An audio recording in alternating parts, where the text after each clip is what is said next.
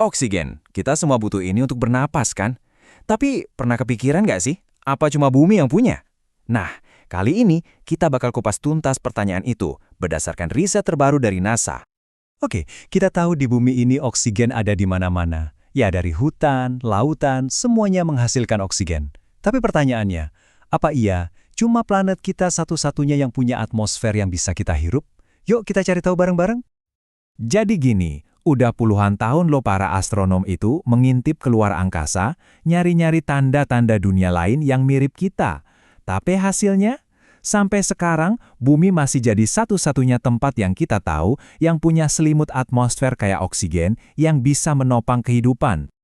Dan ini penting banget ya, masalahnya bukan cuma ada atau nggak ada oksigen, tapi punya oksigen dalam jumlah yang cukup buat kehidupan kompleks, kayak hewan, tumbuhan, dan ya kita semua, buat bisa hidup dan berkembang.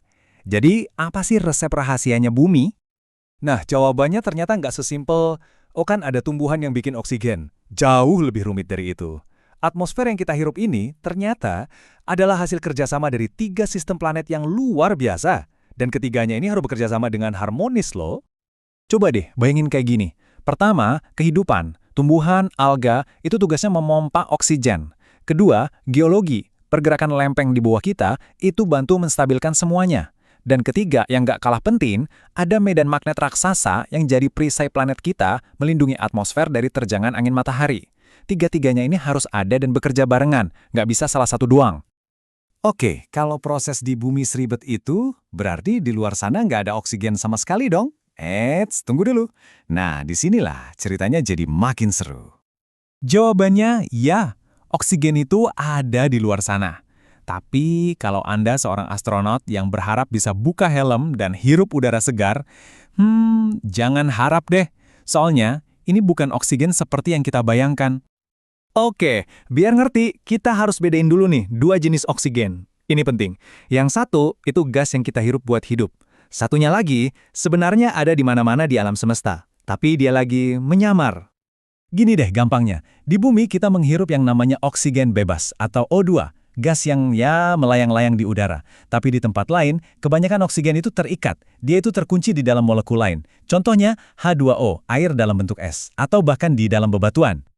Jadi, bayangin aja bulan-bulannya Jupiter yang penuh es itu, mungkin di sana kandungan airnya, dan artinya atom oksigennya jauh lebih banyak dari bumi. Tapi ya itu, oksigennya beku, terkunci jadi es. Jadi intinya, unsur oksigennya sih ada di mana-mana. Tapi gas oksigen yang bisa kita hirup, wah itu langka banget, kayak hantu di alam semesta.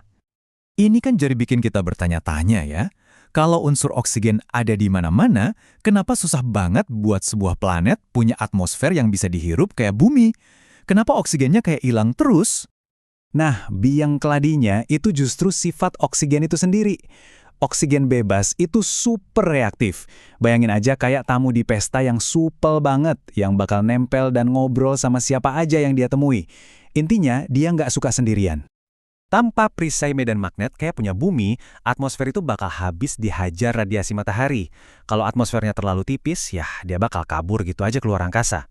Itulah kenapa planet kayak Mars, yang katanya dulu atmosfernya lebih tebal, sekarang jadi planet merah berkarat yang dingin. Oksigennya udah nempel semua di bebatuan. Jadi, dari semua ini, makin jelas kan kalau planet kita ini bukan sesuatu yang biasa. Bumi ini pengecualian yang luar biasa. Buat bisa punya udara yang bisa dihirup, ternyata butuh resep kosmik yang, wah, spesifik banget. Persis seperti kata NASA, ini tuh kayak tarian yang sempurna antara kehidupan, geologi, dan fisika. Coba aja hilangkan salah satu elemennya. Nggak ada kehidupan yang bikin oksigen, atau nggak ada geologi yang menstabilkan, atau nggak ada medan magnet yang melindungi. Ya udah, seluruh sistemnya langsung ambruk. Dan fakta ini bikin pencarian bumi kedua jadi jauh lebih sulit. Kita bukan cuma nyari planet berbatu di zona yang pas, tapi kita nyari planet yang ibaratnya udah menang lotre kosmik, bukan cuma sekali, tapi berkali-kali. Dan ini akhirnya bikin kita mikir, ya, seberapa berharganya sih setiap tarikan napas kita di sini, di planet kita satu-satunya ini.